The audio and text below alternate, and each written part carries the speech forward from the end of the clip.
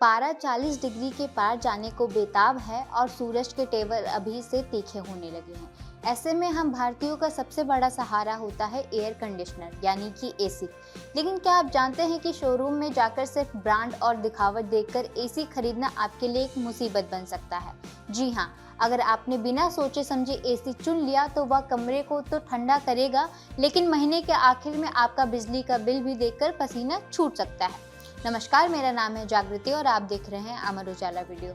आज हम बात करेंगे कि आखिर 1 टन और 1.5 टन के फेयर में क्या राज छिपा है, कॉपर और एल्यूमिनियम में से कौन सा आपके लिए बेहतर है और क्यों 5 स्टार रेटिंग वाला एसी आपके हजारों रुपए बचा सकता है।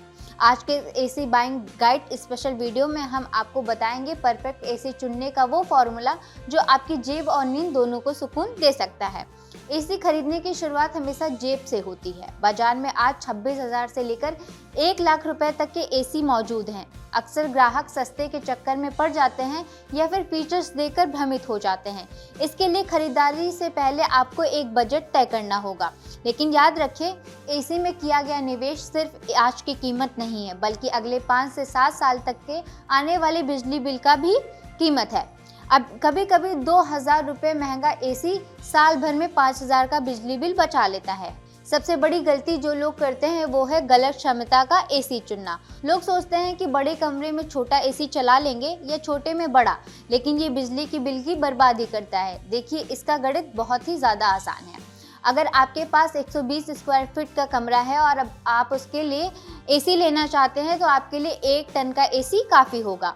अगर 120 से 180 स्क्वायर फीट के कमरे के लिए एसी लेना चाहते हैं तो उसके लिए 1.5 टन का एसी लेना चाहिए।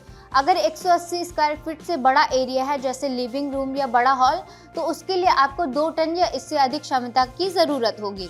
अगर आप छोटे कमरे में बहुत बड़ा एसी लगाएंगे तो बिजली ज़्यादा खर्च होगी और बड़े कमरे में छोटा एसी लगाएंगे तो वह कभी कमरा ठंडा नहीं करेगा और उसका कंप्रेसर लगातार जल्दी खराब हो सकता है। एसी पर चिपका हुआ वो BEE स्टार रेटिंग लेबल सिर्फ सजावट के लिए नहीं होता, ये आपकी बचत का मीटर भी होता है। 5 स्टार रेटिंग वाले एसी में सबसे ज़्यादा एनर्जी एफिशिएंसी होती है, ये बिजली को कम से कम खपत करता है। 3 स्टार रेटिंग ये वो मिड रेंज है जो ठीक ठाक बिजली बचाता है।